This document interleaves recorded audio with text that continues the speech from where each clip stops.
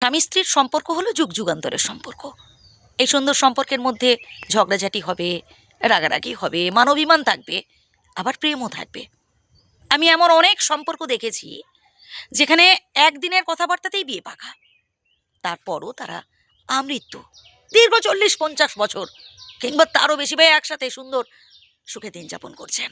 আবার এমন অনেক সম্পর্ক দেখেছি যেখানে ভাই বিবাহের পরেই ডিভোর্স, কেউ কারোর সাথে অ্যাডজাস্ট করতে পারছে না।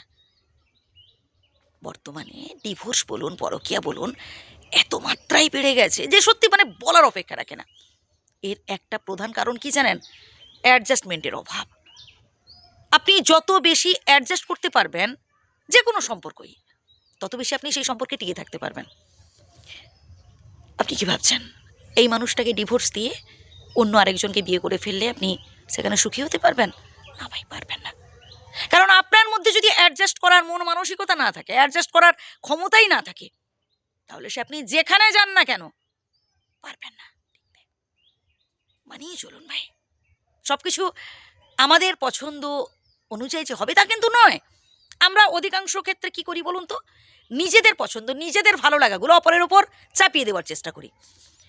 আমার এটা পছন্দ তার মানে তোমারও পছন্দ। না ভাই, ভালোবাসাটা না ওই জোর জার করে পাওয়া যায় না। এই সুন্দর সম্পর্কের মধ্যে সব থেকে বেশি প্রয়োজন হচ্ছে ভালোবাসা। একে অপরের দুঃখ কষ্টগুলো ফিল করতে হবে। স্বামীর বিপদে আপদে তার স্ত্রী পাশে থাকবে, স্ত্রীর বিপদে আপদে স্বামী পাশে থাকবে। ভাই, যে মেয়েটা বাবার বাড়ির সুখ শখ ঐশ্বর্য সব কিছু ছেড়ে শ্বশুর বাড়ি আসে, সে অনেক আশা নিয়ে আসে ভাই, যে শ্বশুর বাড়ির প্রত্যেকটা মানুষজন তাকে বুঝবে। এই বাড়িটাই তার আসল বাড়ি বিয়ের পর, বুঝলেন?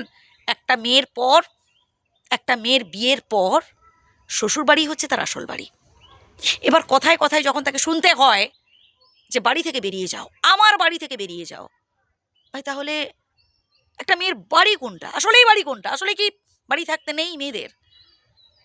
না ভাই, প্লিজ কখনো কোনো মেয়েকে না এই আমার বাড়ি ছেড়ে বেরিয়ে যাও এই কথাটা বলবেন না। খুব আঘাত পায়, খুব কষ্ট পায়। আমি একজন মেয়ে হয়ে বলছি।